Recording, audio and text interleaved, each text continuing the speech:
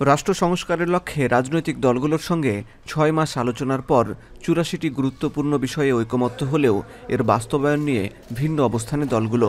BNP চায় পরবর্তী সংসদ, জামাত চায় গণভোট এবং এনসিপির দাবি গণপরিষদ নির্বাচনের মাধ্যমে সাংবিধানিক সংস্কার করতে। রাজনৈতিক দলগুলোর এই পরস্পর বিরোধী অবস্থানের কারণে জুলাই সনদ বাস্তবায়নের পথ খুঁজতে গত ২ সপ্তাহে কয়েক দফা বিশেষজ্ঞদের সঙ্গে বৈঠক করেছে জাতীয় ঐকমত্য কমিশন। তারা বিশেষ সাংবিধানিক আদেশ দিয়ে সনদ বাস্তবায়নের পরামর্শ দিয়েছেন।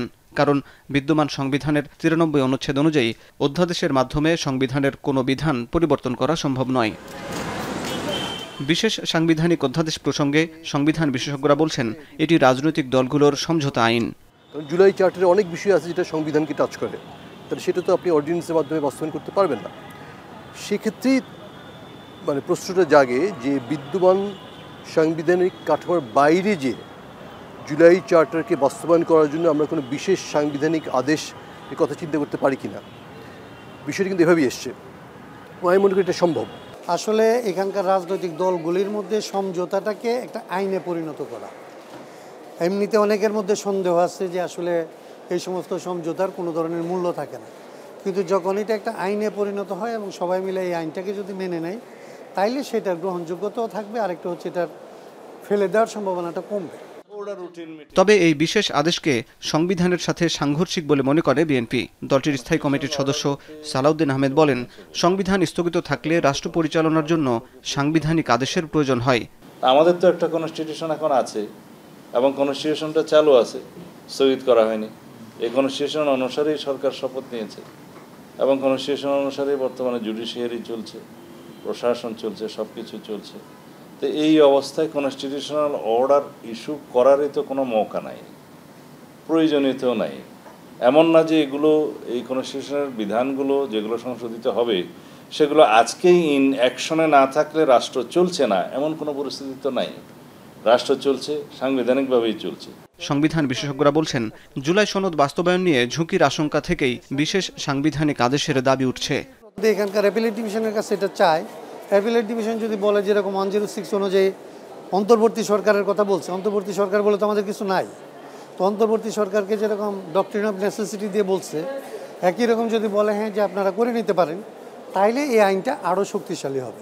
সিরিয়াতে কি হলো, বিপ্লবের পরে যেই রেভলিউশনারি গভর্নমেন্ট হলো, ওনারা ইন্টারিম কনস্টিটিউশন অর্ডার ওরা সই করে ওরা জারি করে দিল। তো বিপ্লবের পরে যে সরকার গঠিত হয় সেটা কিন্তু জনগণের অভিপ্রায়ের বহিঃপ্রকাশ হিসেবেই গঠিত হয়। তখন কিন্তু কোনো পুরাতন কোনো আইনি বা সাংবিধানিক কাঠামোতে তারা আবদ্ধ থাকতে বাধ্য নয়।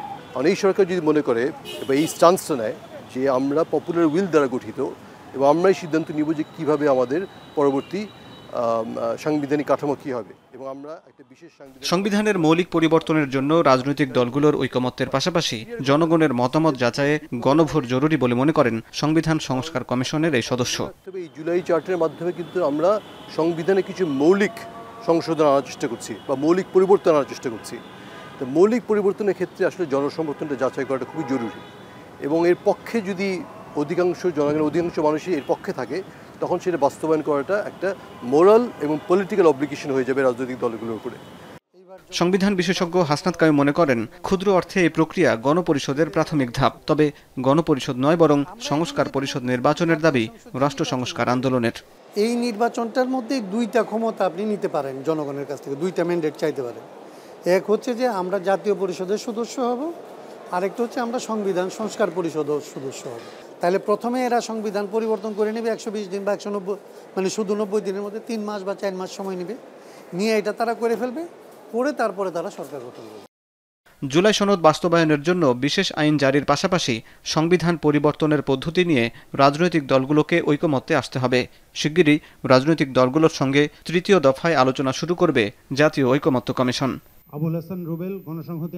হাসিব বিল্লাহ, এখন, ঢাকা।